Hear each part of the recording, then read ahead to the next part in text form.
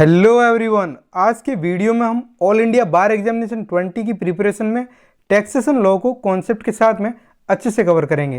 ये जो taxation law है ये आपके ऑल इंडिया बार एग्जामिनेशन 20 में 4 नंबर का वेटेज रखता है, यानी कि 4 नंबर के सवाल टैक्सेशन लॉ से पूछे जाते हैं। इनकम टैक्स भी इसमें कवर होता है, गुड्स एंड सर्विस टैक्स भी इसमें कवर होता है, यानी जीएसटी भी इसमें कवर होता है।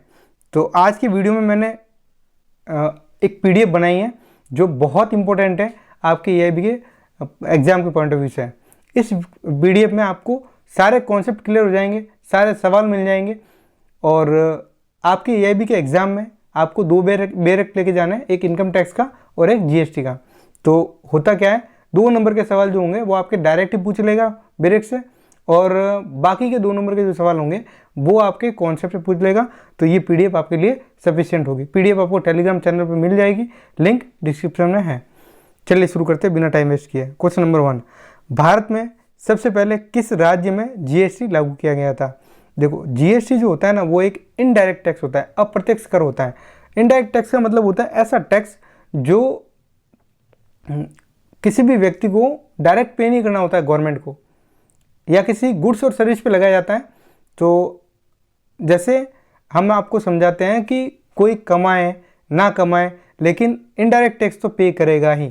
डायरेक्ट टैक्स वो पे करता है जो जिनके मनी सोर्सेज होते हैं, इनकम सोर्सेज होते हैं, जो कमाते हैं वो डायरेक्ट टैक्स पे करते हैं, यानी कि इनकम टैक्स पे करते हैं। लेकिन जो लोग नहीं कमाते हैं, वो जैसे स्टूडेंट्स हो गए, बच्चे हो गए, वो जैसे कुछ भी प्रोडक्ट खरीदेंगे, गुड्स एंड सर्विसेज को खरीदेंगे।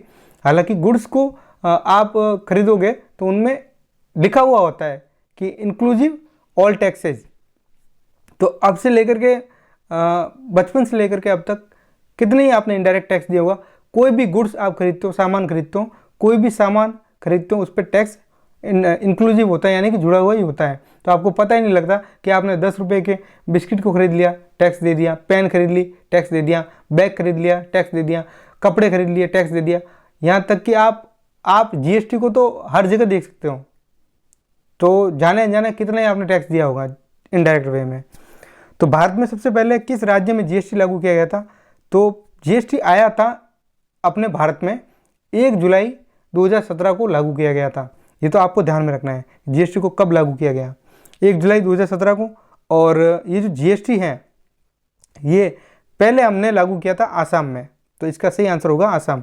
मैं आपके जो सवालों के साथ में पूरे कॉन्सेप्ट को इतने अच्छे से क्लियर करूंगा कि शायद आपको ज़्यादा इसमें पढ़ने की ज़रूरत नहीं पड़ेगी। तो आपको बस क्या करना है, जुड़े रहना है वीडियो के साथ में, तो आपके सारे कॉन्सेप्ट क्लियर हो जाएंगे। चलिए नेक्स्ट क्वेश्चन नंबर 2, जीएसटी का मॉडल किस देश के अनुसार बनाया गया था? जीएसटी का मॉडल बनाया गया था, मैं आपको सीधे ही आंसर बताऊंगा क्योंकि आपके कॉन्सेप्ट को क्लियर कर रहा हूँ। कई सारे स्टूडेंट मुझे कहते हैं कि सर डायरेक्ट आंसर मत बताया कीजिए, हमको टाइम दीजिए बताने के लिए। अब जब आपका मॉक टेस्ट होगा तो आप अपना खूब टाइम ले लेना, अपने आंसर कमेंट में बता देना, अभी आप पढ़ लो बस। जीएसटी का मॉडल अपनाया गया है कनाडा से, तो कनाडा इसका सही आंसर होगा, ऑप्शन बी। वैसे सबसे पहले किस देश में जो जीएसटी है वो लागू किया गया था? तो ये भी आपको ध्यान में होना चाहिए। सबसे पहले जीएसटी आया था फ्रांस में, फ्रांस से ही अपने पास में आया है। तो ये भी बात है आपको अच्छे से ध्यान रखनी है। तो पहला जो देश था वो था फ्रांस, जिसने जीएसटी को लागू किया था। ये बात भी आपको ध्यान में रखनी है। नेक्स्ट, अब जीएसटी को किस समिति की सिफारिश पर लागू किया गया था? जीएसटी को विजय केलकर समिति की सिफारिश पर लागू किया गया था। यह भी बात आपको ध्यान में रखनी है, ऑप्शन बी इसका करेक्ट आंसर है। सीधे ही ये आपको डायरेक्ट में नहीं मिलेंगे, डायरेक्ट से नहीं पूछे जाएंगे, सीधे आपको ध्यान में रखना, याद रखना है आपको ये, ठीक है। क्वेश्चन नंबर 4, भारत में जीएसटी कब लागू हुआ? भारत में जीएसटी लागू हुआ था 1 जुलाई 2017 को, तो ऑप्शन सी इसका सही आंसर होगा। नेक्स्ट क्वेश्चन नंबर 5, जीएसटी कानून के तहत अधिकतम कितनी सजा हो सकती है? जीएसटी अगर कोई व्यक्ति पे नहीं करता है या जीएसटी की चोरी करता है तो उसके लिए सजा का प्रावधान है 5 साल का, 5 ईयर इम्प्रिजनमेंट। ऑप्शन सी इसका करेक्ट आंसर होगा। नेक्स्ट क्वेश्चन नंबर 6, जीएसटी से संबंधित 122वां संविधान संशोधन विधेयक, अब इसको हम कह सकते हैं ये बिल है, एक तरह का अमेंडमेंट बिल है, जिसका जो नंबर था वो 122वां था, जो पेश किया गया था 2016 में। तो आपको ये ध्यान में रखना है, ये बात आपको अच्छे से ध्यान में रखनी है कि ये जो बिल था ये पेश कब हुआ था, 2016 में इंट्रोड्यूस किया गया था और 2017 में इसको जीएसटी एक्ट पास होकर के लागू कर दिया। तो ये बातें आपको ध्यान में रखनी है। नेक्स्ट क्वेश्चन नंबर 7, 122वां संविधान संशोधन अधिनियम किस तिथि को पारित हुआ? तो ये जो अमेंडमेंट बिल था ये कब एक्ट बना? तो ये एक्ट बना था 8 सितंबर 2016 को। 8 सितंबर 2016 को राष्ट्रपति ने अपनी असेंट दे दी थी, राष्ट्रपति ने अपनी सहमति दे दी थी, असेंट दे दी थी। तो 8 सितंबर 2016 को इनेक्ट हुआ था। तो आपको ध्यान में रखना है, इनेक्टमेंट डेट अलग होती है, पारित होने की तिथि अलग होती है। यानी कि पारित तब होता है जब राष्ट्रपति के हस्ताक्षर होते हैं, लागू तब होता है जब पार्लियामेंट उसे लागू करती है। तो लागू हुआ था 1 जुलाई 2017 से, लेकिन बना कब था? 8 सितंबर 2016 को। ये दोनों बातें आपको, दोनों डेट्स आपको ध्यान में रखनी है। नेक्स्ट क्वेश्चन नंबर 8, जीएसटी से संबंधित संविधान के किस अनुच्छेद में उल्लेख है? जीएसटी का उल्लेख which article on the constitution is related to GST? तो जीएसटी के बारे में प्रावधान जो है वो आपको देखने को मिल जाएगा आर्टिकल 269A में भी दे रखा है, तो ऑप्शन ए, और आर्टिकल 279 में भी दे रखा है। तो अब इसमें तो कैसे जा सकते हैं कि अप्रोप्रिएट आंसर क्या है? आर्टिकल 269A में दे रखा है आईजीएसटी के बारे में, और आर्टिकल 279 में दे रखा है ये जो आपके जीएसटी काउंसिल जो होती है उसके बारे में प्रोविज़न दे रखे हैं।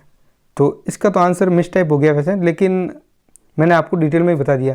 तो इस क्वेश्चन के आंसर की तरफ मत जाना, बस आप इसको समझ लेना कि जीएसटी के प्रावधान कहाँ दे रखे हैं। ठीक है। नेक्स्ट क्वेश्चन नंबर 9, जीएसटी परिषद के किस अनुच्छेद के अंतर्गत गठित की गई है? तो अभी मैंने बता दिया, जीएसटी जो काउंसिल है, जो जीएसटी काउंसिल है, इसके बारे में दे रखा है प्रोविज़न 279A में। तो आर्टिकल 279A में दे रखा है, ऑप्शन सी इसका करेक्ट आंसर हो जाएगा। नेक्स्ट क्वेश्चन नंबर 10, आज के वीडियो का कॉन्सेप्ट जो है वो आपको क्लियरली अच्छे से मैं समझा दूंगा और एक भी नंबर कटने नहीं दूंगा टैक्सेशन लॉ से। जीएसटी से संबंधित संविधान संशोधन अधिनियम कौन सा है? Which constitutional amendment act is related to GST? तो कौन सा संविधान संशोधन था? वो था 101वां अमेंडमेंट। तो ऑप्शन ए इसका करेक्ट आंसर होगा। ये आपको ध्यान में रखना है, कई बार ऐसे सवाल भी पूछे जाते हैं। Next question number 11, GST council में कुल कितने सदस्य होते हैं? मोस्ट इंपॉर्टेंट क्वेश्चन है। जीएसटी काउंसिल में टोटल 33 मेंबर होते हैं।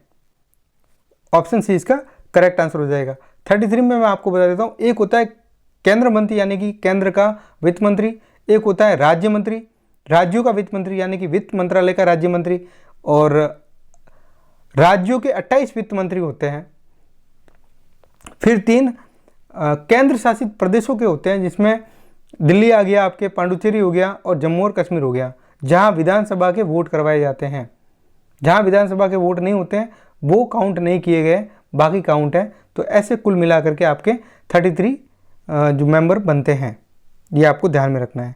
Next question number 12, GST council का अध्यक्ष कौन होता है? वही वित्त मंत्री होता है, केंद्रीय वित्त मंत्री। ऑप्शन सी इसका करेक्ट आंसर हो जाएगा। Who is the chairperson of the GST council? तो होगा आपके क्वेश्चन नंबर इसका आंसर हो जाएगा सी, केंद्रीय वित्त मंत्री। नेक्स्ट, जीएसटी काउंसिल में केंद्र सरकार से कितने सदस्य होते हैं? तो how many members represent the central government in the GST council? तो सेंट्रल गवर्नमेंट से 2 मेंबर होते हैं, एक केंद्रीय वित्त मंत्री, एक राज्यों का वित्त मंत्री, मतलब वित्त मंत्रालय का राज्य मंत्री। तो ऑप्शन बी जो है वो इसका सही आंसर हो जाएगा 2। Next question number 14, GST council में राज्यों के कितने मंत्री होते हैं, मंत्री सदस्य होते हैं? तो राज्यों से 28 आते हैं, तो ऑप्शन ए इसका करेक्ट आंसर हो जाएगा। नेक्स्ट, जीएसटी काउंसिल में केंद्र शासित प्रदेशों से कितने सदस्य होते हैं? मैं अभी आपको जीएसटी पढ़ा रहा हूँ, फिर उसके बाद में मैं आपको इनकम टैक्स पढ़ाऊँगा। जीएसटी थोड़ा आपको इजी लगेगा क्योंकि ये इसके कॉन्सेप्ट तो है ना, अभी भी जीएसटी में कुछ चेंज हुआ है, वो भी मैं लेकर के आया हूँ, तो आप अच्छे से पढ़ेंगे, जीएसटी थोड़ा समझ में जल्दी आ जाता है। जीएसटी काउंसिल में केंद्र शासित प्रदेशों से कितने सदस्य होते हैं? 3 होते हैं। स्टेट के केंद्र शासित प्रदेश के नाम भी याद रखना आप, दिल्ली, पांडुचेरी, जम्मू एंड कश्मीर, ये तीनों आपको याद रखना है। तो ऑप्शन बी इसका करेक्ट आंसर हो जाएगा। नेक्स्ट क्वेश्चन नंबर 16, भारत में सबसे पहला आयकर अधिनियम, ये देखो इनकम टैक्स का सवाल आ गया है। भारत में सबसे पहला आयकर अधिनियम इनकम टैक्स एक्ट कब पारित किया गया था? When was the first income tax act enacted in India? तो सबसे पहले इनकम टैक्स की बात करते हैं। इनकम टैक्स एक ऐसा कर होता है जो प्रत्यक्ष कर होता है, यानी कि डायरेक्ट टैक्स होता है, जो सीधे ही किसी व्यक्ति की आय, किसी फर्म की आय, किसी कंपनी की आय, किसी HUF यानी कि हिंदू अनडिवाइडेड फैमिली की आय पर इम्पोज किया जाता है, यानी कि लगाया जाता है। तो ये जो टैक्स होता है, जो कमाता है वो देता है, अपनी जेब से जाता हुआ दिखता है ये पैसा, इनकम टैक्स सरकार को डायरेक्ट दिया जाता है, तो ये डायरेक्ट हिट करता है। ये बात आपको समझनी होगी, इनकम टैक्स डायरेक्ट टैक्स होता है, ये डायरेक्ट हिट करता है। और ये पहली बार लाया गया था 1860 में, 1860 में लाया गया था। लाने वाले कौन थे वो भी मैं बता देता हूँ, sir James Wilson. Sir James Wilson कौन थे? ये ब्रिटिश इंडिया के पहले फाइनेंस मिनिस्टर थे। ये भी बात आपको अच्छे से ध्यान में रखनी है। क्यों हुआ था ये, क्यों लाया गया था? हमको पता है कि हमने पढ़ा है 1857 में बहुत बड़ी क्रांति हुई थी भारत को आज़ाद कराने की। तो 1857 की क्रांति असफल हो गई थी और भारत सरकार ने ये लोगों से लगान ज़्यादा लेने के लिए, लगान तो पहले ये टैक्स को लगान नहीं कहते थे हम पहले, तो लोगों को, भारतीय जनता को या आंदोलनों को दबाने के लिए उन पर टैक्स के रूप में एक नया कर, ये एक्ट लेकर के आए थे। तो 1860 में पहला टैक्स लेकर के आए थे, जिसकी डेट फरवरी मंथ में लेकर के आए थे। फरवरी 1860 पहला टैक्स आया था, पहला इनकम टैक्स आया था। तो ऑप्शन बी इसका करेक्ट आंसर होगा। डिटेल में बताऊंगा, अच्छे से बताऊंगा, याद रखना है, नहीं तो लिख लेना अच्छे से, ठीक है? आपके सवाल गलत नहीं होंगे। नेक्स्ट क्वेश्चन नंबर 17, भारत में पहला आयकर अधिनियम कब लागू किया गया था? पहला आयकर अधिनियम, देखो अब लाना अलग बात होती है, पारित करना, इनेक्टमेंट डेट अलग होती है, इन्फोर्समेंट डेट अलग होती है। इनेक्ट हो गया था आपके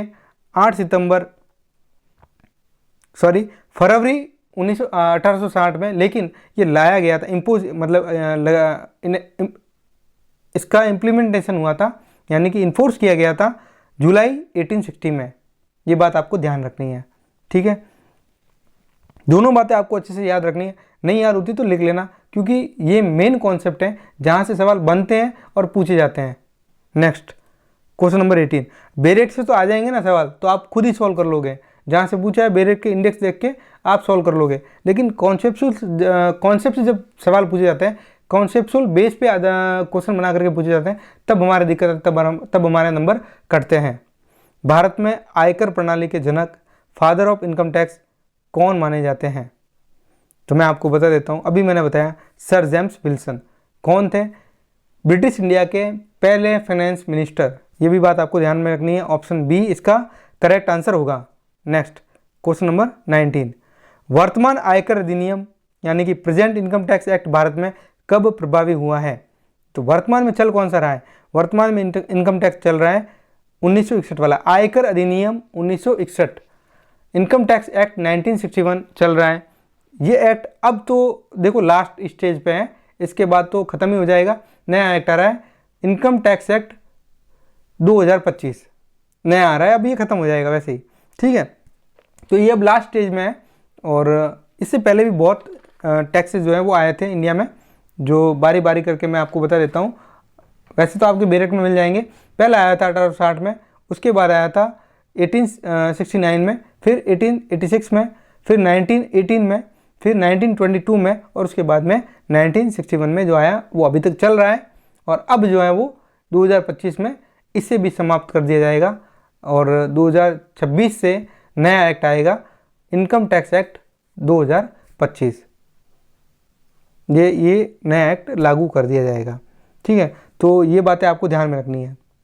ये लागू होगा 1 अप्रैल 2026 से। हम पढ़ेंगे क्या होता है असेसमेंट ईयर, क्या होता है फाइनेंशियल ईयर, ये हम अच्छे से पढ़ेंगे, आगे अच्छे से पढ़ेंगे। इसी वीडियो में पूरी डिटेल मैं आपको अच्छे से कॉन्सेप्ट क्लियर करवाऊंगा। नेक्स्ट, तो इसका आंसर हो जाएगा 1 अप्रैल 1962, यानी कि अप्रैल 1962 को इसे लागू किया गया था। तो ऑप्शन बी इसका सही आंसर होगा। Next question number 20, income tax act 1961 में कुल कितने अध्याय हैं, यानी कि चैप्टर कितने हैं? तो इसमें चैप्टर हैं 23। ये भी बात आपको ध्यान में रखनी है। ऑप्शन सी इसका करेक्ट आंसर होगा। Next question number 21, income tax act 1961 में कुल कितने शेड्यूल हैं, अनुसूची कितनी है?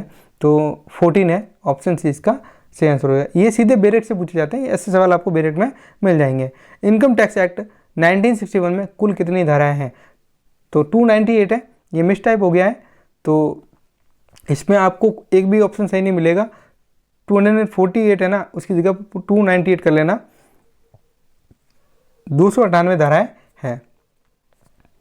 नेक्स्ट क्वेश्चन नंबर 23, आयकर अधिनियम के अनुसार प्रीवियस ईयर क्या होता है? देखो, जब भी इनकम टैक्स पढ़ते हैं हम 2 साल को, 2 ईयर्स को अच्छे से, 2 टर्म्स को अच्छे से पढ़ते हैं, एक प्रीवियस ईयर को, एक असेसमेंट ईयर को।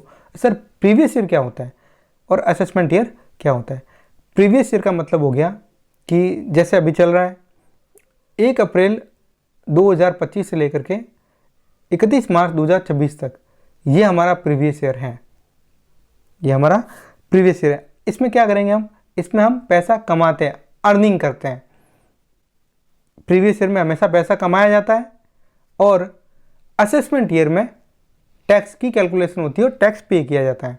तो फिर जो ये जो अप्रैल 2025 से 2026 है, ये क्या 31 मार्च 2026 है, ये प्रीवियस ईयर है। और 2026 जो होगा अप्रैल 2026 से मार्च 2027, ये हो जाएगा अपना असेसमेंट ईयर। तो जिस साल हम इतनी ज़्यादा, अगर आपको तकनीकी भाषा में नहीं जाना है, कोई दिक्कत वाली बात नहीं, मैं आपको सीधे समझा देता हूँ। प्रीवियस ईयर वो ईयर होता है जिसमें हम अर्निंग करते हैं और असेसमेंट ईयर वो ईयर होता है जिसमें हम टैक्स पे करते हैं। बस इतना आप ध्यान रखोगे तो आपका कॉन्सेप्ट भी क्लियर हो जाएगा। तो प्रीवियस ईयर का मतलब होता है वह वर्ष जिसमें आय अर्जित की गई हो। ऑप्शन बी इसका सही आंसर हो जाएगा। Next question number 24, assessment year का उपयोग किसके लिए किया जाता है? टैक्स कैलकुलेशन के लिए किया जाता है, टैक्स कलेक्शन के लिए किया जाता है। जिस साल हमने पैसे कमाए अगले साल हम उस पर पैसा देंगे। तो इस साल जैसे ये चल रहा है ना, तो ये साल हम पैसा कमाएंगे और उसके अगले साल हम टैक्स पे करेंगे, टैक्स की कैलकुलेशन होगी, तो उसको असेसमेंट ईयर कहते हैं। ठीक है, तो असेसमेंट ईयर में टैक्स कलेक्शन होता है, टैक्स कैलकुलेशन होती है। तो ऑप्शन बी इसका करेक्ट आंसर हो जाएगा। Next question number 25, income tax act 1961 और इनकम टैक्स रूल्स 1962 में मुख्य अंतर क्या है? देखो, लॉ में और एक्ट में बहुत अंतर होता है। लॉ और एक्ट बहुत अलग अलग होते हैं, उसको हम एक नहीं कह सकते हैं। लॉ का मतलब अलग होता है, टैक्स का मतलब बिल्कुल ही अलग होता है।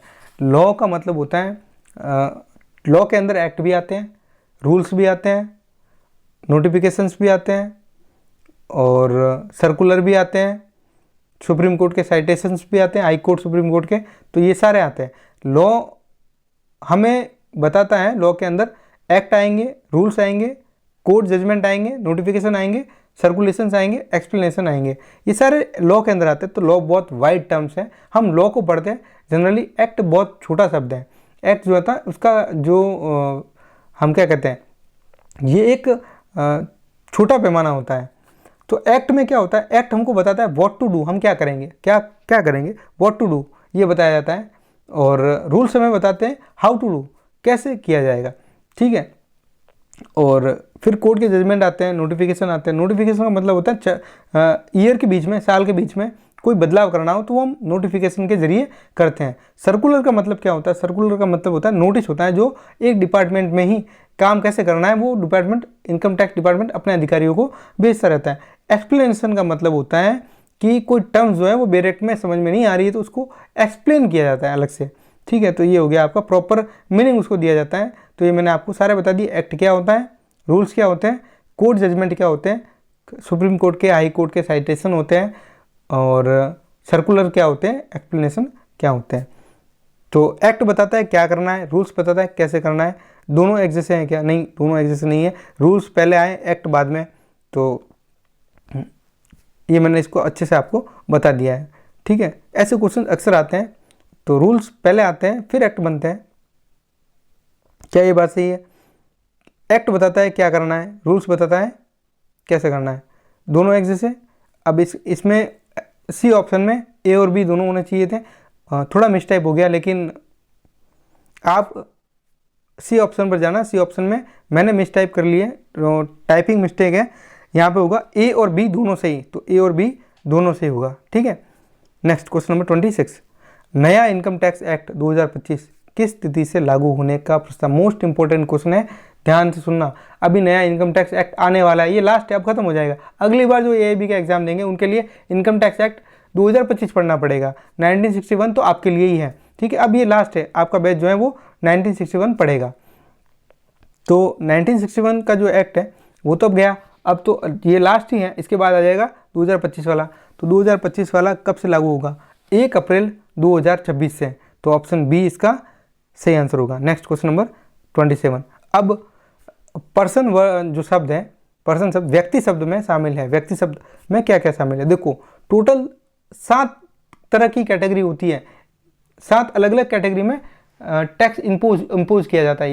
ये बात आप ध्यान रखना। इनकम टैक्स में पर्सन शब्द की डेफिनेशन बहुत वाइड है, ये भी आपको समझनी होगी। पर्सन में इंडिविजुअल आता है, इंडिविजुअल, उसके बाद में आ जाएगा एचयूएफ, कंपनी, ये तीनों आ जाएंगे। इंडिविजुअल ओनली नहीं आता है, फर्म ओनली नहीं आता है, और नन ऑफ दिस इसका तो आंसर होगा ही नहीं। ये तो डी तो है ही नहीं, सी भी नहीं है, बी भी नहीं है, तो ऑप्शन ए। तो मैं आपको पर्सन में बता देता हूँ, 7 कैटेगरी। पहले होगी इंडिविजुअल, उसके बाद में होगा एचयूएफ, हिंदू अनडिवाइडेड फैमिली, तीसरा होगा पार्टनरशिप फर्म, चौथा होगा एओपी यानी कि एसोसिएशन ऑफ पर्सन, और बीओआई यानी कि body of individual. Sir AOP क्या होता है? एसोसिएशन ऑफ पर्सन का मतलब होता है व्यक्तियों का ऐसा समूह, ठीक है, जिस पर टैक्स इम्पोज किया जाता है। और बीओआई का मतलब होता है बॉडी ऑफ इंडिविजुअल, यानी कि हो सकते हैं 2 पर्सन हो सकते हैं साथ में, इंडिविजुअल एचयूएफ मिलकर बिजनेस करें, पार्टनरशिप फर्म और इंडिविजुअल मिलकर बिजनेस करें, तो इसको बीओआई और एओपी कहते हैं। ये थोड़ा टेक्निकल वर्ड है, बस आपको समझने की कोशिश करनी होगी, इतना डीप में जाकर के नहीं पढ़ना है, आपके बैरेक्ट में मिल जाएंगे ये सवाल, ठीक है। तो मैं आपको एक कॉन्सेप्ट को क्लियर कर रहा हूँ कि पर्सन में कितनी कैटेगरी आती है। पर्सन को डिफाइन कर रखा है सेक्शन 2 सब सेक्शन 31 में, ये भी ध्यान रखना है। तो इंडिविजुअल आएगा, एचयूएफ आएगा, फिर पार्टनरशिप फर्म आएगी, एओपी और बीओआई आएगा, कंपनी आएगी, लोकल अथॉरिटी आती है, उसके बाद में आर्टिफिशियल जुडिशियल पर्सन भी आते हैं, यानी कि इंसान से लेकर के भगवान तक सभी आते हैं, ठीक है। सब पे टैक्स लगाए जाते हैं। नेक्स्ट क्वेश्चन नंबर 28, जीएसटी में कुल कितने अंक होते हैं? जीएसटी इन में जीएसटी नंबर होता है ये एक तरह का। तो इसमें क्या क्या होता है, कितने नंबर होते हैं मैं आपको बता दूँ। इसमें टोटल 15 नंबर होते हैं। जीएसटी नंबर जो होता है इसमें 15 नंबर होते हैं। तो ऑप्शन इसका सी इसका सही आंसर हो जाएगा। नेक्स्ट, जीएसटी के पहले 2 अंक क्या दर्शाते हैं? देखो अब जीएसटी नंबर जो पढ़ रहे हैं ना, तो 15 अंकों के नंबर में पहले 2 अंक जो होते हैं वो स्टेट कोड को रिप्रेजेंट करते हैं, बताते हैं। और जो बाकी के जो नंबर होते हैं 10 नंबर जो होते हैं बीच के, वो वाले बताते हैं पैन कार्ड नंबर। आपके जो पैन कार्ड के नंबर होते हैं वो बताते हैं। और लास्ट के जो 3 डिजिट होते हैं वो आपके जीएसटी अपने आप जनरेट करता है, यूनिक नंबर। आपके जीएसटी के यूनिक नंबर होते हैं जो आपके लिए जनरेट किए जाते हैं। तो आपको पूछा जाए कि 2 आगे के स्टेट कोड को रिप्रेजेंट करते हैं जो अंक होते हैं वो, और जो 10 अंक होते हैं बीच वाले वो पैन कार्ड के नंबर होते हैं, ठीक है। तो ये आपको ध्यान में रखना है। तो ऑप्शन ए इसका करेक्ट आंसर होगा। नेक्स्ट क्वेश्चन नंबर 30, निम्नलिखित में से कौन सी वस्तु जीएसटी के दायरे से बाहर? हाँ, कुछ वस्तुओं को जीएसटी के दायरे से बाहर भी रखा गया है, जीएसटी के भीतर लाया भी नहीं गया है। पेट्रोल हो गई, आपके वाइन हो गया, गैस हो गई, इलेक्ट्रिसिटी हो गई। तो ये जो है वो आपके पेट्रोल, ये सारी चीज़ें जीएसटी के दायरे से बाहर है। आप देख लो अलग अलग स्टेट में पेट्रोल की अलग अलग रेट है। तो जीएसटी का मतलब क्या होता है? 1 नेशन 1 टैक्स 1 मार्केट, यही होता है। वन नेशन वन टैक्स का मतलब है एक ही देश में एक ही टैक्स लगेगा, लेकिन पेट्रोल तो कहाँ राज्य अलग अलग, महाराष्ट्र में अलग है, राजस्थान में अलग है, यूपी में अलग है, बिहार में अलग है, मध्य प्रदेश में अलग है, गुजरात में अलग है, सब जगह अलग अलग रेट है। तो पेट्रोल और वाइन की रेट अलग अलग होती है। तो ये जीएसटी के दायरे से बाहर रखे गए हैं। तो अगर पूछ लें, ये कॉन्सेप्ट का सवाल है, एग्जाम में पूछा जा सकता है, पेट्रोल को जीएसटी के दायरे से बाहर रखा गया है। साथ में आपको वाइन भी ध्यान में रखना है, गैसेज भी ध्यान में रखनी है, ठीक है, और इलेक्ट्रिसिटी भी आपको ध्यान में रखनी है। तो ऑप्शन ए इसका करेक्ट आंसर होगा। नेक्स्ट क्वेश्चन नंबर 31, निम्नलिखित में से कौन सा अप्रत्यक्ष कर है, यानी कि इनडायरेक्ट टैक्स कौन सा है? Property tax. देखो मैं आपको बता देता हूँ, डायरेक्ट टैक्स में पहले 3 तरह के टैक्स होते थे। एक होता था इनकम टैक्स, एक होता था गिफ्ट टैक्स, एक होता था वेल्थ टैक्स, आयकर, और एक होता था इसको कहते हैं उपहार कर, और एक होता था हमारे धन कर। ये 3 तरह के कर होते, टैक्सेज होते थे। हिंदी में थोड़ा अलग है, लेकिन इंग्लिश में बताओ तो आपके इनकम टैक्स, गिफ्ट टैक्स और वेल्थ टैक्स। अब क्या हो गया, गिफ्ट टैक्स और वेल्थ टैक्स को हटा दिया, रिपील कर दिया इसको, इनके प्रोविजन को इनकॉर्पोरेटेड कर दिया है आपके इनकम टैक्स एक्ट के साथ में। तो अभी इनके जो प्रोविजन है, हालांकि अभी भी है, लेकिन ये इनकम टैक्स के साथ में है, इनकॉर्पोरेटेड किया गया है इनको, ठीक है। तो ये भी आपको बात ध्यान में रखनी है। नेक्स्ट, तो पूछा गया था किसको अप्रत्यक्ष कर, which of the following is an indirect tax. तो इनडायरेक्ट टैक्स कौन सा, जीएसटी है, तो ऑप्शन बी इसका करेक्ट आंसर होगा। नेक्स्ट क्वेश्चन नंबर 32, निम्नलिखित में से कौन सा प्रत्यक्ष कर है, कौन सा प्रत्यक्ष कर है, डायरेक्ट टैक्स कौन सा है? देखो जीएसटी तो नहीं है, कस्टम ड्यूटी भी नहीं है, एक्साइज भी नहीं है। अब और एक बात यहाँ से ये भी समझ में आती है, जीएसटी बना 17 कानूनों को मिला करके, ये भी बात ध्यान रखनी है, 17 कानूनों को मिलाया तब जा करके जीएसटी बना है, ये भी बात आपको ध्यान में रखनी है। तो जीएसटी आपके इनडायरेक्ट टैक्स है, और पूछा है प्रत्यक्ष कर तो इनकम टैक्स इसका सही आंसर हो जाएगा, ऑप्शन ए इसका सही आंसर है। निम्नलिखित में से कौन सा कर प्रत्यक्ष कर है? तो इनकम टैक्स, आयकर जो है वो प्रत्यक्ष कर है, बाकी सारे GST, custom duty, excise duty, ये सारे जो है वो अप्रत्यक्ष कर होते हैं, इनडायरेक्ट टैक्स होते हैं, ठीक है। डायरेक्ट से टैक्स जो होते हैं सीधे व्यक्ति की आय पर लगाया जाता है। तो टैक्स की डेफिनेशन क्या होती है सर? टैक्स की भी डेफिनेशन बता दो। टैक्स का मतलब होता है एक अनिवार्य शुल्क जो किसी वस्तु, किसी व्यक्ति की आय और वस्तु सेवाओं पर लगाया जाता है। कौन लगाता है? सरकार लगाती है। क्यों जरूरत पड़ती है सरकार को? भाई सरकार को इसलिए जरूरत पड़ती है कि सरकार को देश चलाना होता है। सरकारें स्कूल चलाती है गवर्नमेंट की, गवर्नमेंट के हॉस्पिटल होते हैं, गवर्नमेंट सड़कें बनाती है और बहुत से कल्याणकारी कार्य करती है। तो आपके ये कह सकता हूँ कि आय की समानता के लिए टैक्स बहुत ज़रूरी है गवर्नमेंट के लिए। अगर टैक्स नहीं लगाएगी तो देश का बंटाधार हो जाएगा, ठीक है, बहुत ज़रूरी है टैक्स लगाना। अब हम बताते हैं कि जीएसटी में क्या क्या है। जीएसटी के बारे में कुछ बातें जो है वो आपको बता देते हैं कि ये जीएसटी जो है वो 17 इनडायरेक्ट टैक्स को शामिल करके बनाया गया था। इससे पहले बहुत से टैक्स थे जो चल रहे थे इंडिया में। सेल्स टैक्स हो गया, सर्विस टैक्स हो गया, वेट हो गया, वेट बहुत फेमस था। तो अब सबको मिला करके ऐसे करके कुछ 17 कानून थे, एक्साइज ड्यूटी हो गई, सबको हटा दिया। अब वर्तमान में अगर बात करें तो अप्रत्यक्ष करों में सिर्फ जीएसटी को पढ़ा जाता है और कस्टम लॉ को पढ़ा जाता है। ये बात आपको ध्यान में रखनी है। नेक्स्ट, अब कुछ और सवाल है, स्पेशल सवाल है जो हम कवर करेंगे इसी वीडियो में, ताकि हमारा इनकम टैक्स, जो टैक्सेशन है, टैक्सेशन लॉ जो है उसमें से हमारे एक भी नंबर एआईबी में ना कटे, कटने भी नहीं चाहिए, ठीक है। तो ये हमको अच्छे से कवर करना है, ये बात आपको अच्छे से ध्यान में रखनी है। जो भी पढ़ाया जा रहा है पूरे ऑथेंटिक सोर्स के साथ में पढ़ाया जाता है और आपके कॉन्सेप्ट को मैं अच्छे से क्लियर करवाता हूँ, तो आपको ध्यान से पढ़ना है। क्वेश्चन नंबर 1, भारत में आयकर किस प्रकार का कर है? डायरेक्ट टैक्स है। भारत में आयकर डायरेक्ट टैक्स है। कब आया था पहली बार? 1860 में आया था। कौन लेकर के आए थे? सर जेम्स विल्सन लेकर के आए थे। बस इतना याद रखना है, बाकी याद रखने की जरूरत नहीं है, ठीक है, ये काफ़ी है आपके लिए। नेक्स्ट क्वेश्चन नंबर 2, जीएसटी को भारत में कब लागू किया गया था? डेट आपको ध्यान में रखनी है, 1 जुलाई 2017, ऑप्शन बी इसका करेक्ट आंसर हो जाएगा।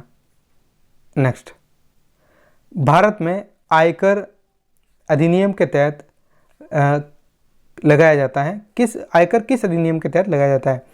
तो आयकर जो है वो आयकर अधिनियम 1961 यानी कि इनकम टैक्स एक्ट 1961 के तहत लगाया जाता है। ये बस अब लास्ट है, इसके बाद ये भी हट जाएगा, ये कानून भी निरस्त हो जाएगा और इसकी जगह पर नया एक्ट आएगा, इनकम टैक्स एक्ट 2025 यानी कि 2025 का नया कानून आएगा और वो इसे रिप्लेस कर देगा। ये बात आपको अच्छे से ध्यान में रखनी है। पर कब? 1 अप्रैल 2026 से। ठीक है, अभी तो चल रहा है, अभी तो वर्तमान में यही चल रहा है, इनकम टैक्स एक्ट 1961। तो ऑप्शन है इसका करेक्ट आंसर होगा। नेक्स्ट, क्वेश्चन नंबर 4, जीएसटी को भारत में किस प्रकार का कर माना जाता है? जीएसटी इनडायरेक्ट टैक्स है, जो डायरेक्ट नहीं लगाया जाता है, जो कमाता है उस वो भी पे करता है, जो नहीं कमाता है वो भी पे करता है। इसका सबसे बड़ा एग्जाम्पल है कि मान लो एक व्यक्ति है जो किसी शॉप पे जाता है और ब्रेड के पैकेट को खरीदता है। दुकानदार कहता है ब्रेड का पैकेट जो है वो 20 रुपये का है, ठीक है, और उस पर जीएसटी लगा हुआ आता है, क्योंकि जो एमआरपी होती है उसमें जीएसटी टैक्स जो होता है वो इंक्लूसिव होता है। ठीक है, ये आपको ध्यान में रखना है। तो आपके पास सोर्सेज बहुत अच्छे हैं, आप गाड़ी से उतर के ब्रेड लेने जाते हो तब भी 20 रुपये का है, एक भिखारी आकर के ले रहा है तब भी 20 रुपये का ही है। यानी कि आप जो टैक्स पे कर रहे हो और भिखारी जो टैक्स पे कर रहा है दोनों ही बराबर है, तो आपके साथ में कोई भेदभाव नहीं हो रहा है। तो जीएसटी ऐसा ही है, बस किसी भी गुड्स पे या सर्विसेज पे लगाया जाता है इनडायरेक्ट वे में, ताकि पता ही नहीं चले कि आपने कितना टैक्स दिया। बचपन से लेकर के अब तक कितना ही टैक्स दिया होगा आपको पता ही नहीं है, रोज दे रहे हो डेली बेसिस पे। जितना कंजम्पशन कर रहे हो, जितनी सर्विस ले रहे हो, ठीक है, जितना कंजम्पशन कर रहे हो, जितने गुड्स एंड सर्विसेज को बाय कर रहे हो, आप एवरी डे इनडायरेक्ट वे में टैक्स सरकार को दे रहे हो।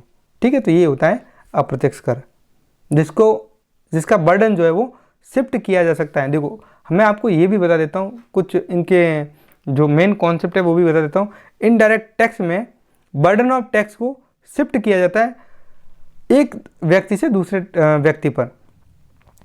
तो burden of tax can be shifted for one person to another person. ये भी ध्यान रखना है कि एक व्यक्ति अपने से दूसरे व्यक्ति पर टैक्स का बर्डन जो है वो आगे शिफ्ट करता है। जैसे मैन्युफैक्चरर हो गया, उसने टैक्स दिया तो वो अपना टैक्स निकालेगा होलसेलर से, होलसेलर वो अपना जो इनडायरेक्ट टैक्स होगा वो रिटेलर से लेगा, रिटेलर किसे लेगा? अल्टीमेट लेकर के कंज्यूमर से लेगा। तो अल्टीमेटली कंज्यूमर ही जीएसटी पे करता है, ये भी बात आपको ध्यान में रखनी है। ठीक है, तो जीएसटी बहुत अच्छे से मैंने आपको कवर कराया है। जरूरी नहीं है कि कोई अप्रत्यक्ष कर जिसके ऊपर लगाया जाता है, इम्पोज किया जाता है, वही अपनी जेब से सरकार को दे, ऐसा कोई ज़रूरी नहीं है। ठीक है, तो किसी दूसरे व्यक्ति पर भी इसकी भरपाई से करवाई जाती है, इसको इम्पोज बर्डन को शिफ्ट किया जा सकता है। ये आपको अच्छे से ध्यान में रखना है। इनडायरेक्ट टैक्स इनडायरेक्ट वे में हिट करता है, ये बातें भी आपको ध्यान में रखनी है। नेक्स्ट, क्वेश्चन नंबर 5, ये स्पेशल क्वेश्चन कर रहे हैं तो हमें अच्छे से हमारे कॉन्सेप्ट भी क्लियर होंगे और हमारे सवाल गलत नहीं होंगे। कौन सा कर राज्य और केंद्र सरकार दोनों के द्वारा लगाया जाता है? Which tax is levied by both the state and central government? तो ये जीएसटी है, ऑप्शन बी इसका सही आंसर हो जाएगा। नेक्स्ट, क्वेश्चन नंबर 6, आयकर का निर्धारण किस आधार पर किया जाता है? इनकम टैक्स का डिटर्मिनेशन किस बेस पे किया जाता है? तो इनकम टैक्स लगाया जाएगा किसी व्यक्ति की आय पर। अब व्यक्ति शब्द में 7 लोग आते हैं, मैंने अभी आपको बता दिया अलग अलग। ठीक है, नेक्स्ट, क्वेश्चन नंबर 7, भारत में वर्तमान कराधान प्रणाली कौन सी है? ये कई बार एग्जाम में पूछा जाता है, मोस्ट इंपॉर्टेंट क्वेश्चन है। आज का वीडियो आपको पूरा अच्छे से देखना है, बार बार देखना है अगर समझ में नहीं आया तो, क्योंकि इस वीडियो में पूरा निचोड़ डाला है मैंने टैक्सेशन का, जीएसटी का, डायरेक्ट टैक्स का, इनडायरेक्ट टैक्स का, स्लैब की रेट लेकर आऊँगा, सारे अलग से पूरे कॉन्सेप्ट मैंने इसमें डाले हैं। तो अगर आपको इधर उधर का कोई वीडियो देखने की ज़रूरत नहीं पड़ेगी। और एक बात, लॉफैक क्लासेस के द्वारा जो ये AIB 20 की प्रिपरेशन कराई जा रही है, निःशुल्क कराई जा रही है। हम किसी भी तरह का कोई शुल्क नहीं लेते हैं और कोई PDF के लिए कोई पैसा चार्ज नहीं करते हैं। ठीक है, हमारे टेलीग्राम चैनल पर PDF उपलब्ध करवाई जाती है, नोट स्टडी मटेरियल दिए जाते हैं, टेस्ट सीरीज दी जाती है, तो हम उनके लिए कोई भी पैसा 1 रुपये भी चार्ज नहीं करते हैं। फ्री ऑफ कॉस्ट हम तैयारी करवाते हैं और सारी क्लासेस करवाएंगे। ऐसा नहीं कि एक सब्जेक्ट, हम सारी क्लासेस सारे सब्जेक्ट क्लियर करवाएंगे। 2 महीने के अंदर अंदर आपको पूरा अच्छा तरीके से AIB 20 के लिए तैयार किया जाएगा, पूरी तरह से तैयार किया जाएगा। तो रेगुलरली क्लासेज आएगी और आपको बस ध्यान से पढ़ना है। हम कोई भी फीस चार्ज नहीं करते हैं, हम पैसे कमाने के लिए नहीं बैठे हैं, ठीक है। भारत में वर्तमान कराधान प्रणाली कौन सी प्रणाली है? तो ये अक्सर सवाल पूछा जाता है। इनकम टैक्स, जब आप पढ़ो आयकर की बात करूं तो ये प्रगतिशील कर प्रणाली है, ठीक है। तो और जब GST की बात करें तो ये प्रतिगामी कर प्रणाली है। दोनों बातें ध्यान रखनी है। आयकर प्रगतिशील, GST प्रतिगामी कर। आयकर इनकम टैक्स प्रगतिशील यानी कि प्रोग्रेसिव टैक्स सिस्टम। क्योंकि प्रोग्रेसिव टैक्स सिस्टम क्या होता है, जो हमारे देश में, कंट्री में आय का जो असमान वितरण है उसको कैसे समान किया जाए, असमानता को कैसे समानता, मतलब जो ये हमारे देश में अनइक्वलिटी है इसको कैसे ठीक किया जाए। तो अमीर लोग ज़्यादा टैक्स देंगे, गरीब लोगों को एक सीमा तक टैक्स देने की ज़रूरत नहीं है। तो ऐसा सिस्टम बनाया गया है कि एक लिमिटेशन तय किया गया है, वहाँ तक कोई लोग पैसा कमा रहे हैं तो टैक्स देने की ज़रूरत नहीं, उनको एग्जेम्प्ट कर रखा है।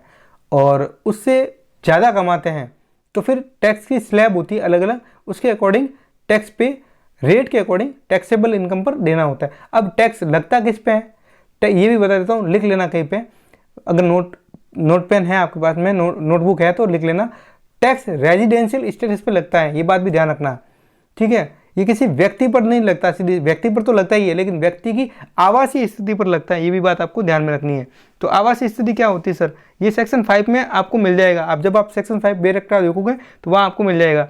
ये ROR हो सकता है, यानी कि ऑर्डिनरी रेजिडेंस हो सकता है, नॉन ऑर्डिनरी रेजिडेंट हो सकता है और नॉन रेजिडेंट हो सकता है। सर ये क्या है, इसका तो बारे में कुछ भी पता नहीं है। कुछ नहीं, आपको ये इतना डीप में जाने की जरूरत नहीं है। सेक्शन 5 जब पढ़ोगे तो पूरा इसमें आपको देखने को मिल जाएगा, ठीक है। अभी जो सवाल पूछा है, प्रगतिशील कर प्रणाली का मतलब होता है ऐसा टैक्स सिस्टम जिसमें अमीर लोगों से ज़्यादा टैक्स लें और जो टैक्स लिया है वो गरीब लोगों के लिए आय की समानता के लिए उसको वहाँ लगा ले। बस ये होता है प्रगतिशील टैक्स सिस्टम, ठीक है। ये एक बार के लिए आपका कॉन्सेप्ट क्लियर हो जाएगा। नेक्स्ट क्वेश्चन नंबर 8, आयकर अधिनियम 1961 के तहत करदाताओं की कुल आय को कितने भागों में विभाजित किया जाता है? सर तो ये भी बता दो कि जो कमाता है वो टैक्स देता है आयकर के तहत। ये बात तय बात है, ये फिक्स है कि आयकर में जो है वो जो कमाएगा वही टैक्स देगा। ये बात तो सही है, बिल्कुल सही है। तो कैसे किसी व्यक्ति की आय कितने प्रकार से अर्जित की जा सकती है?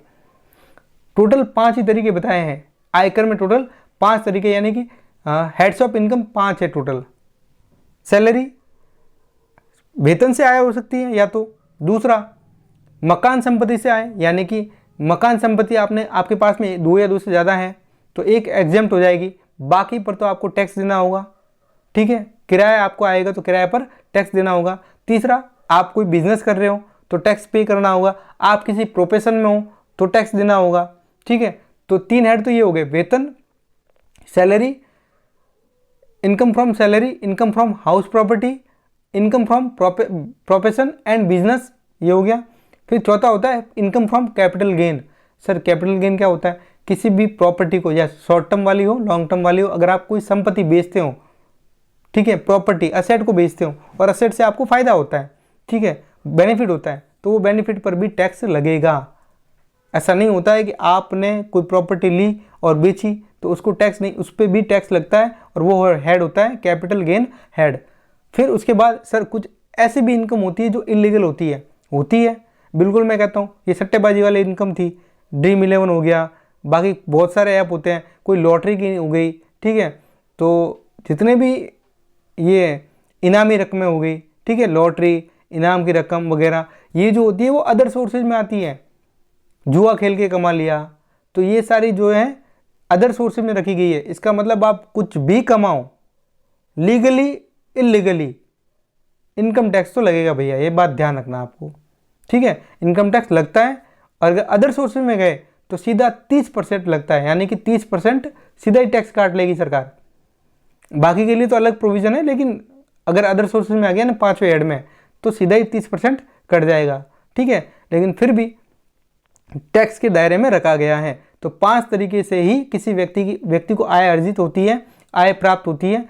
एक वेतन से, सैलरी से, दूसरा मकान संपत्ति से, तीसरी आपके प्रोफेशन या बिजनेस से, चौथा कैपिटल गेन से, संपत्ति को बेच के खरीद के।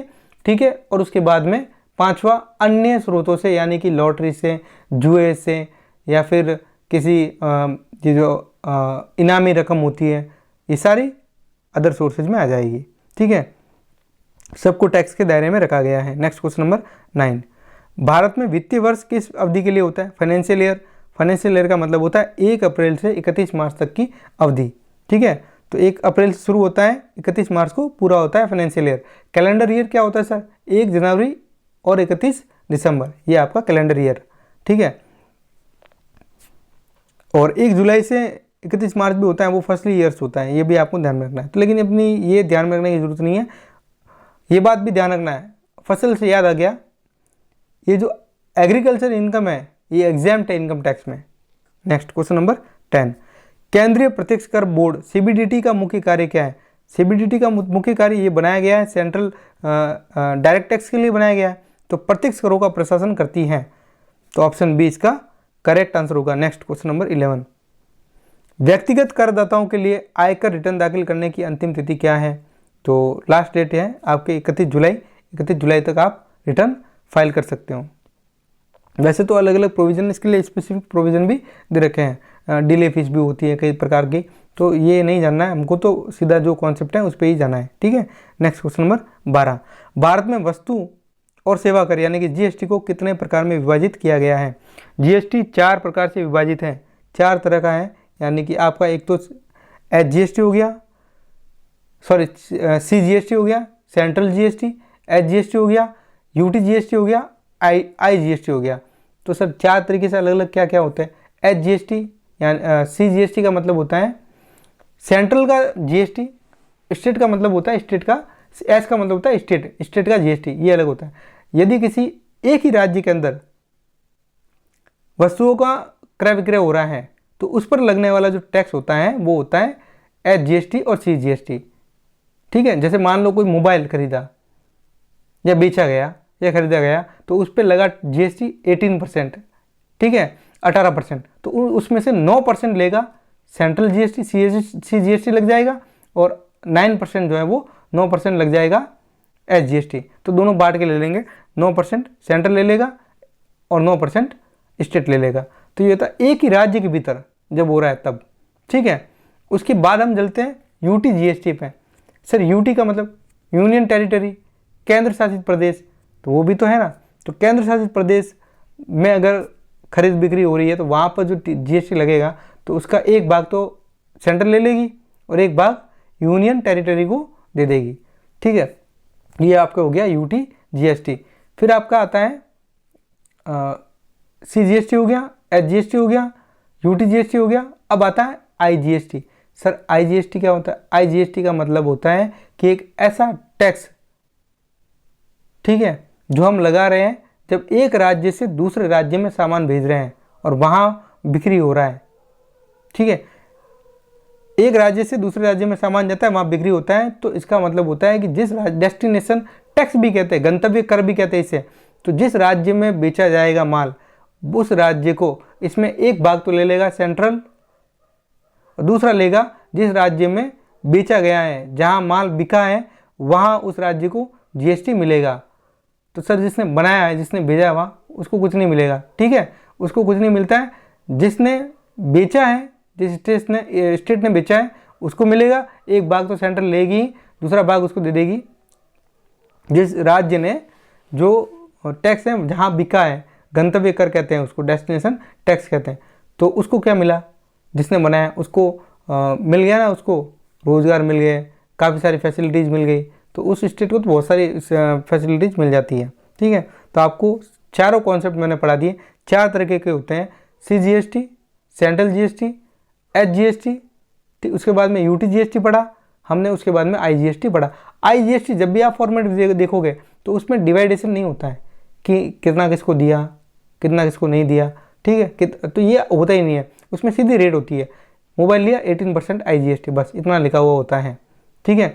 लेकिन इसके अलावा जितने भी हमने प्रकार पढ़े हैं, SGST, CGST और UT-GST, उसमें साफ साफ लिखा होता है, जब बिल होता है तो बिल में लिखा होता है 18% लगा, 9% सरकार को केंद्र को गया, 9% राज्य को गया, 9% सेंट्रल को गया और 9% यूनियन टेरिटरी को गया UT-GST में। ये सारा लिखा हुआ होता है, लेकिन IGST में लिखा हुआ नहीं होता है, ये बात आपको ध्यान में रखनी है। नेक्स्ट क्वेश्चन नंबर 13, नई कर व्यवस्था चुनने के लिए किस प्रकार का फॉर्म भरना आवश्यक है?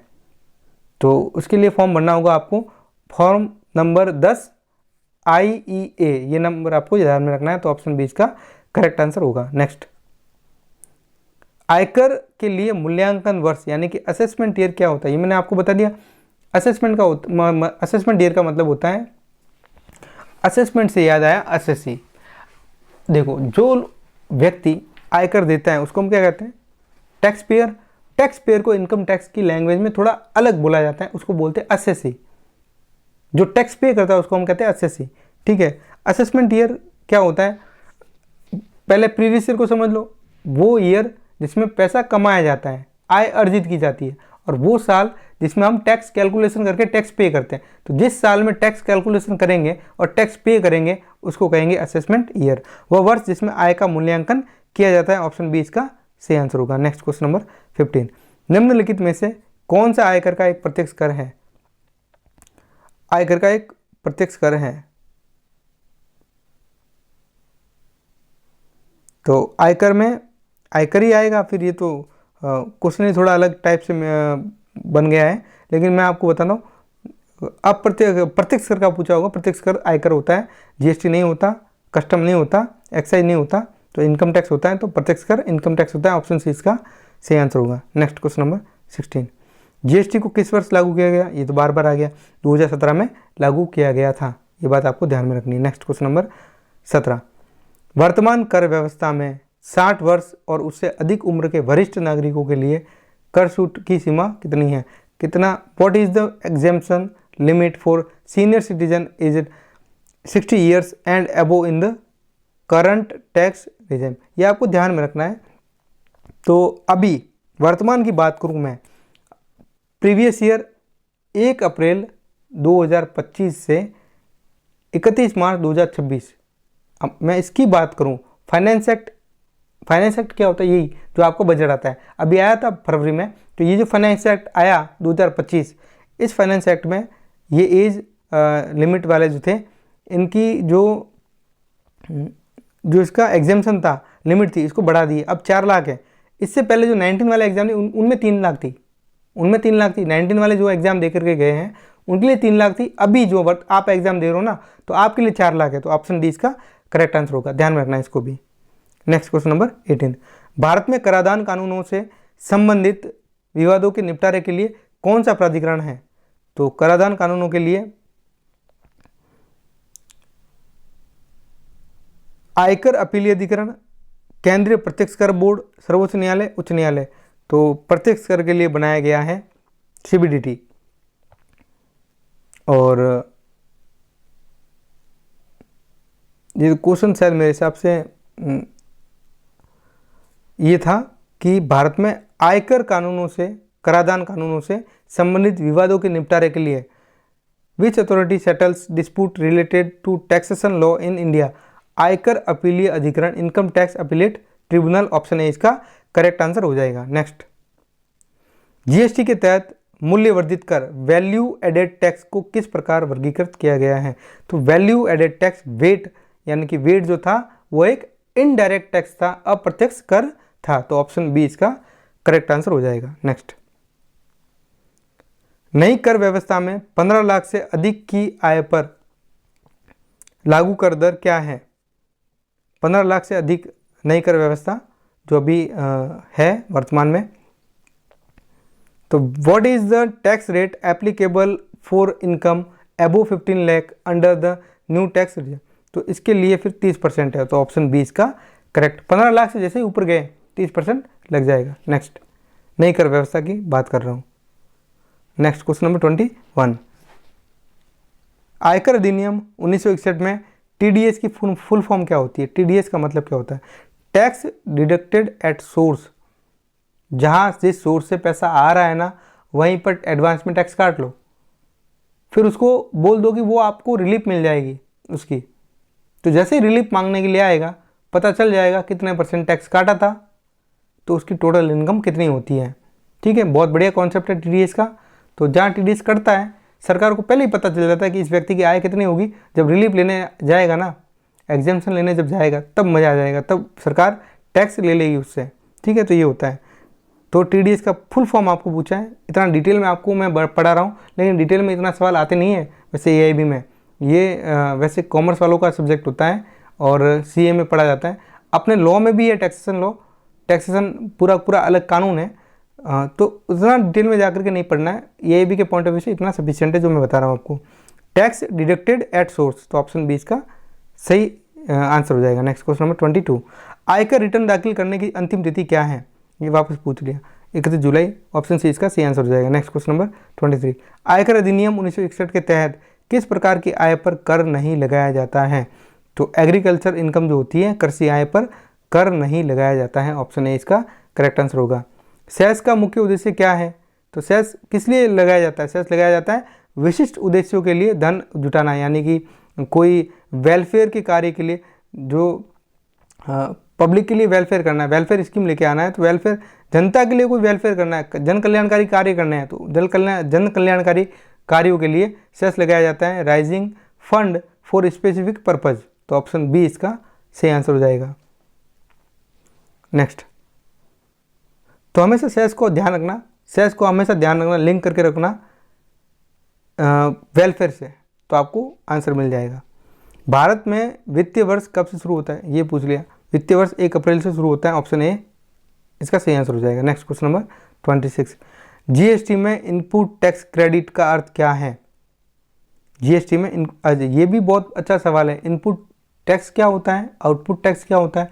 इनपुट टैक्स का मतलब होता है जैसे मैंने कोई सामान खरीदा 100 रुपये का, उस पर मैंने 10% का जीएसटी दिया, तो मेरे कितने में पड़ा? 110 में, तो मैंने पे किया। अब मैं आगे बेच रहा हूँ प्रॉफिट ऐड करके, मान लो 150 में बेच रहा हूँ, ठीक है, तो 150 पे जब बेचूंगा तो वहाँ भी टैक्स ऐड होगा 10% से, तो 150 में 15 ऐड हो गए, तो हो गए 165। तो 165 रुपीज़ जो है वो फाइनल रेट हो गई, आउटपुट टैक्स हो गया। तो आउटपुट जो बेचा गया उस पर जो टैक्स लगा है वो है 15 रुपये का, इनपुट मैंने दे दिया 10 रुपये का, तो आउटपुट में से इनपुट को घटा लो तो आपको मिल जाएगी टैक्स क्रेडिट। तो मैंने जब बेचा तब मैंने 15 रुपये पे किया, जब मैंने खरीदा था तब मैंने 10 रुपये पे किया, तो मैं 2 बार पे क्यों करूं? एक बार मैंने 10 रुपये पे कर लिया है ना, तो एक बार जब अब ले रहा हूं 15 रुपये, तो 15 रुपये में से 10 रुपये लेस करके 5 रुपये की क्रेडिट ले लूँगा, ठीक है, बाकी के सरकार के पास में। तो माल और सेवाओं पर पहले से चुकाए गए कर का क्रेडिट होता है, तो ऑप्शन है इसका करेक्ट आंसर होगा। Next question number 27, advance tax का भुगतान कब किया जाता है? एडवांस टैक्स का मतलब ये समझ लो कि जब फाइनेंशियल ईयर चल रहा है उसी के दरमियान को टैक्स लिया जाता है, तो फिर ये वित्तीय वर्ष के दौरान अगर फाइनेंशियल ईयर चल रहा है उसी के दरमियान अगर टैक्स ले लिया गया है तो इसको हम एडवांस टैक्स कहते हैं, तो ऑप्शन सी इसका सही आंसर होगा। नेक्स्ट क्वेश्चन नंबर 28, निम्नलिखित में से कौन सा कर का अप्रत्यक्ष रूप है? अप्रत्यक्ष कर जो है वो कौन सा है? तो ये आयकर तो नहीं है, जीएसटी है, धनकर, उपार कर नहीं है, जीएसटी ऑप्शन बी सही आंसर हो जाएगा। नेक्स्ट क्वेश्चन नंबर 29, आयकर अधिनियम 1961 के तहत सुपर सीनियर सिटीजन की आयु सीमा क्या है? देखो, सुपर सीनियर सिटीजन की आयु सीमा जो है वो 80 ईयर्स है, तो आपको ध्यान में रखना है, ऑप्शन डी इसका सही आंसर होगा। नेक्स्ट क्वेश्चन नंबर 30, भारत में वस्तु एवं सेवा कर किस संविधान संशोधन के माध्यम से लागू किया गया? संविधान संशोधन 101वां, ठीक है, ये ध्यान में रखना है, तो option B is the correct answer. Next question number 31, आयकर अधिनियम के अनुसार वित्तीय वर्ष की अवधि क्या होती है? वित्तीय वर्ष 1 अप्रैल से शुरू होता है, 31 मार्च को पूरा होता है। बी ऑप्शन इसका सही हो जाएगा। नेक्स्ट क्वेश्चन नंबर 32, जीएसटी की अवधारणा भारत में सबसे पहले किस राज्य ने लागू की? जीएसटी को पहली बार लागू किया था असम ने, तो ऑप्शन बी इसका सही आंसर होगा, ये आप ध्यान में रखना। नेक्स्ट क्वेश्चन नंबर 33, जीएसटी के तहत राजस्व न्यूट्रल रेट का क्या मतलब होता है? तो ऐसी दर होती है, रेवेन्यू न्यूट्रल दर ऐसी एक रेट होती है जो राजस्व को न्यूट्रल रखती है, यानी कि स्थिर रखती है, कांस्टेंट रखती है, ये भी बात ध्यान रखनी है। तो ऐसा कर दर जो सरकार के राजस्व को स्थिर रखती है, ऑप्शन ए इसका करेक्ट आंसर हो जाएगा। नेक्स्ट क्वेश्चन नंबर 34, आयकर अधिनियम 1961 के तहत एक व्यक्ति को निवासी के रूप में कब वर्गीकृत किया जाता है? क्योंकि ये भी ज़रूरी है। टैक्स लगता है इंडिविजुअल पर, एचयूएफ पर, पार्टनरशिप फर्म पर, एओपी पर, बीओआई पर और local authority, artificial judicial person, company पर। तो ये सारे जो हैं वो पर्सन की डेफिनेशन में आते हैं, इन सब पर टैक्स लगाया जाता है। लेकिन कैलकुलेशन जब हम करेंगे तो इन सब की रेजिडेंशियल स्टेटस के बेस पे करेंगे, यानी कि आवासीय स्थिति के आधार पर करेंगे। हिंदी में कहूँ तो आवासीय स्थिति के आधार पर हम टैक्स की कैलकुलेशन करते हैं। पहले ये पता करते हैं कि वो साधारण निवासी है, यानी कि ऑर्डिनरी रेजिडेंट है, या असाधारण निवासी है, या अनिवासी है, यानी कि ऑर्डिनरी रेजिडेंट है, नॉन ऑर्डिनरी रेजिडेंट है, या फिर नॉन रेजिडेंट है। तो अगर कोई व्यक्ति भारत में कम से कम 182 दिन प्रीवियस ईयर में रहा है, 182 डेज और मोर अगर इंडिया में रहा है, ठीक है, तो हम मान के चलेंगे कि वो एक साधारण निवासी है। साथ में उसने 2 और कंडीशन फुलफिल की हो कि जो ये 182 दिन है भारत में कम से कम रहा है, इसके लिए ये 2 शर्तें और पूरी करनी होगी कि मतलब 10 सालों में कम से कम ये 2 बार बेसिक कंडीशन 182 दिन भारत में रहा हूँ, ये कंडीशन पूरी करता हूँ। उसके बाद 7 सालों में कम से कम, और ये भी आपको ध्यान रखना है कि 7 साल जो है उसमें कम से कम रहना पड़ेगा 730 दिन इंडिया में। तो ये भी बात आपको ध्यान में रखनी है। तो दोनों जब कंडीशन पूरी हो जाती है तब जाकर, इतने डीप में जाकर के सवाल नहीं पूछना, लेकिन फिर भी अगर पूछ लें तो अपने आंसर गलत नहीं होने चाहिए, अपने आंसर आने चाहिए सही, ठीक है। तो निवासी की स्थिति में हमने अच्छे से कवर कर लिया है, ठीक है। 182 दिन या उससे ज़्यादा, ये इतना ही आता है, इससे ज़्यादा नहीं आएगा, तो ऑप्शन है इसका करेक्ट आंसर हो जाएगा। नेक्स्ट क्वेश्चन नंबर 35, निम्नलिखित में से कौन सा जीएसटी के तहत मुक्त आपूर्ति यानी कि एग्जेम्प्ट सप्लाई के अंतर्गत आता है? Which of the following is the considered an exempt supply under GST? तो एग्जेम्प्ट होता है आपके ऐसे सर्टेन वैक्सीन होते हैं कुछ जो आपके जीएसटी के दायरे से बाहर रखे गए हैं। ह्यूमन ब्लड हो गया, जो हम ब्लड बैंक में ब्लड किसी को प्रोवाइड करवाते हैं, ठीक है। तो ये जो मेडिकल सर्विसेज होती है सर्टेन, ठीक है, तो वो एग्जेम्प्ट होती हैं, जो जीएसटी नहीं लगती उन पे। तो ऑप्शन बी इसका पेट्रोल पे लगता है, डीजल पे लगता है, लग्जरी सामान पे लगता है, आयातित वस्त्र यानी कि इंपोर्टेड फैब्रिक्स पर लगता है, इन सब पे लगता है, लेकिन चिकित्सा सेवाओं पर जो कुछ चयनित है उन पे नहीं लगता। Option B. Next question number 36, GST के अंतर्गत कंपोजिशन स्कीम का लाभ किसे मिलता है? कंपोजिशन स्कीम का मतलब होता है ये छोटे व्यवसायी के लिए होता है। अब कंपोजिशन स्कीम आई गई है तो यहाँ एक और नया कॉन्सेप्ट आपके क्लियर हो जाएगा। जीएसटी का रिटर्न आपको महीने में भरना होता है, हर महीने भरना होता है रिटर्न, ठीक है। और ये महीने में 3 बार भरना होता है, बहुत बढ़िया स्कीम है, महीने में 3 बार भरना होता है। लेकिन जब जिस व्यापारी ने अगर कंपोजिशन स्कीम ले रखी है, ठीक है, जिसका टर्नओवर कम से कम 1.5 करोड़ का है अगर, और सेवाएं 50 लाख की है या 40 लाख, अलग तरह से मैं बता देता हूँ, तो ये आपको इतना डीप में नहीं जाना है, ठीक है। बस आपको ये ध्यान रखना है कंपोजिशन स्कीम छोटे व्यवसायियों के लिए होती है, और जो कि बार बार हर महीने में 3 बार जीएसटी नहीं भर सकते। इनके लिए तो या तो क्वार्टरली पे सबमिट कर ले, यानी कि क्वार्टरली त्रैमासिक रूप से जीएसटी का जो है रिटर्न भर ले, या फिर वार्षिक ईयरली रिटर्न भरें।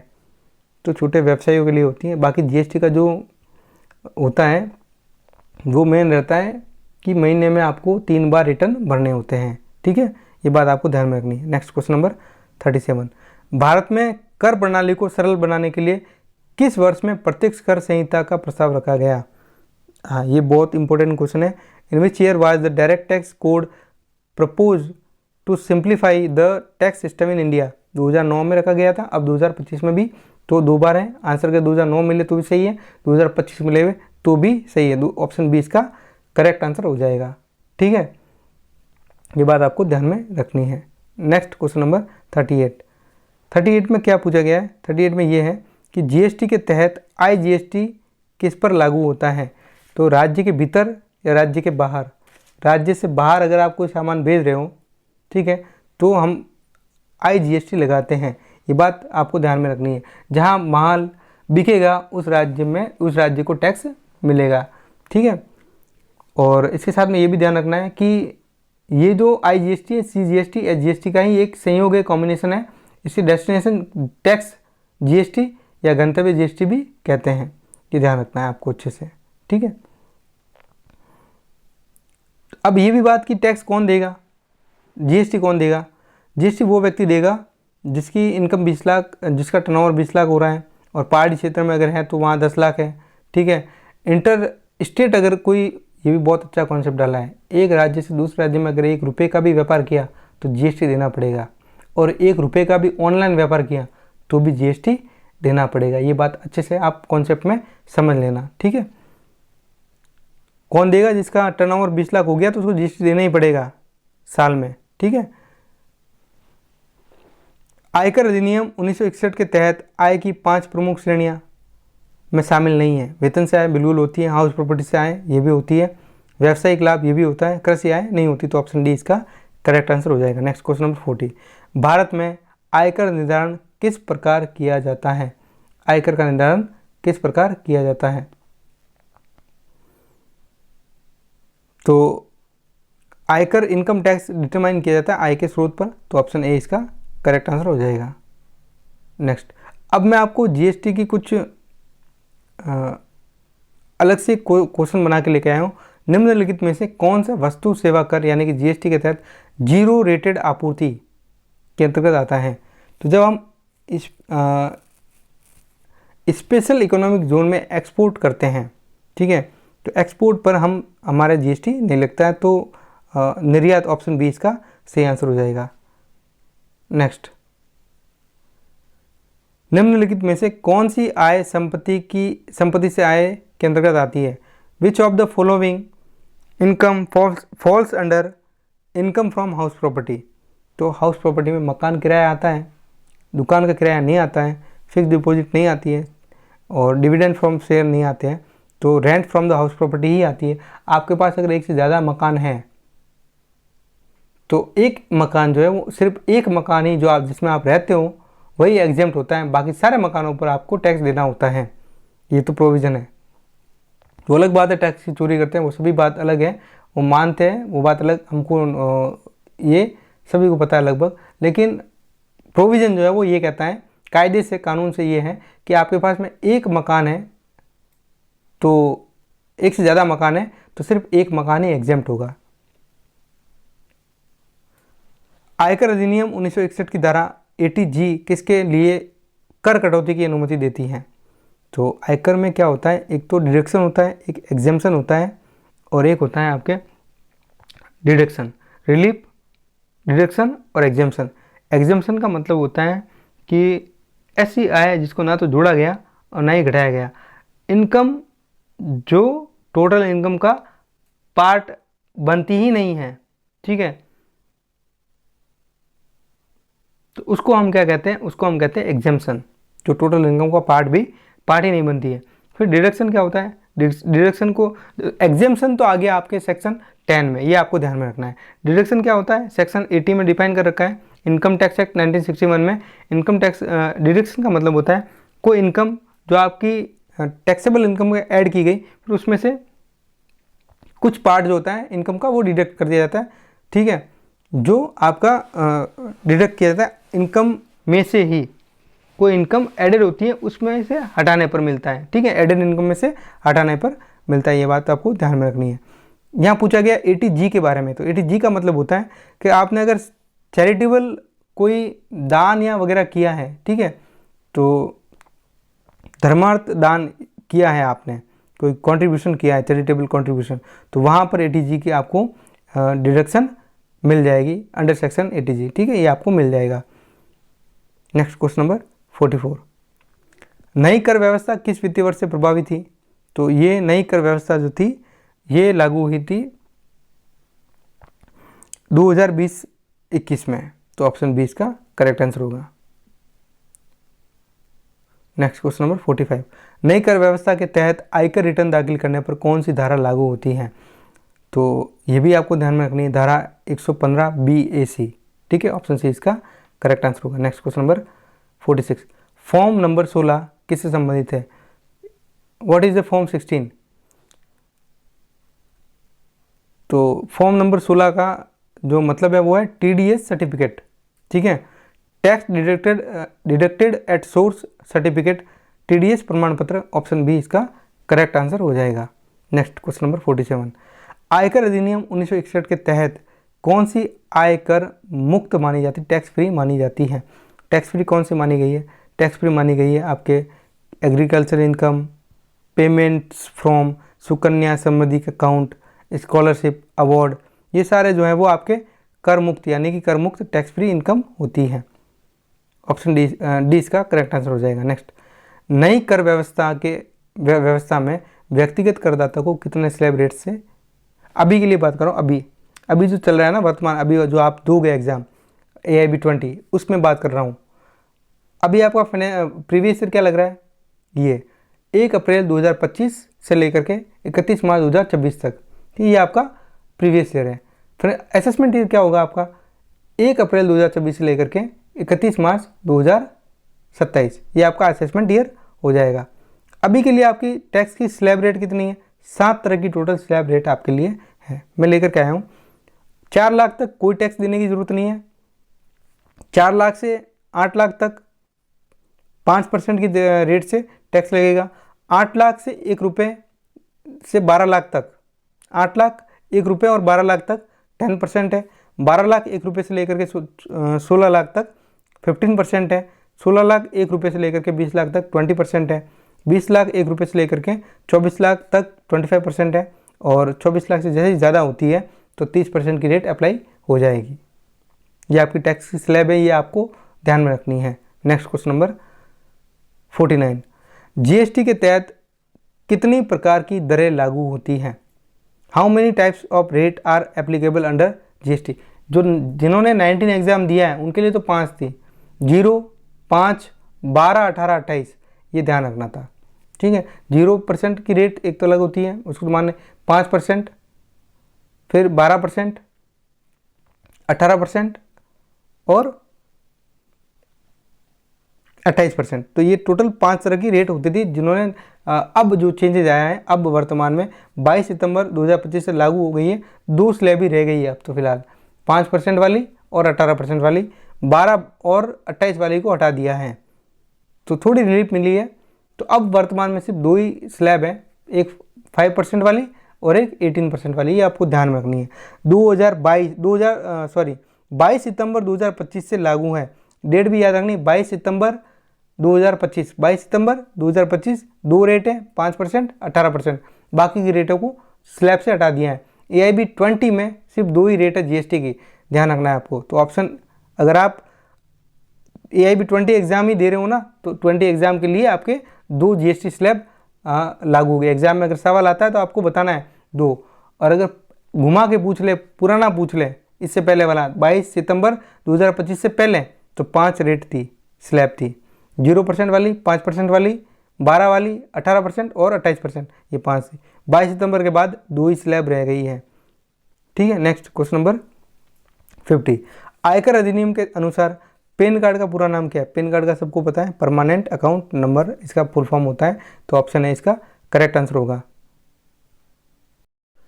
कंप्लीट मैंने आपको इन्फॉर्मेशन दे दी है, कंप्लीट कॉन्सेप्ट करवा लिए हैं टैक्सेशन के, हमने इनकम टैक्स को अच्छे से पढ़ा है, हमने जीएसटी के कॉन्सेप्ट को अच्छे से पढ़ा है। अब हमारे ये 4 नंबर का आएगा, 4 नंबर में हम बेरेक लेकर के जाएंगे, तो 2 सवाल तो हमारे बेरेक से सही हो जाएंगे और 2 नंबर आपके बाकी के इसी पीडीएफ में सॉल्व हो जाएंगे। आपको ज़्यादा लोड लेने की ज़रूरत नहीं है। फिर अगर आपके कोई डाउट रहते हैं तो आप मुझे कमेंट बॉक्स में मेंशन कर सकते हो, और ये जो पीडीएफ वगैरह है ये आपको सारी वहाँ मिल जाएगी टेलीग्राम चैनल पर, जिसकी लिंक डिस्क्रिप्शन में दे रहा हूँ।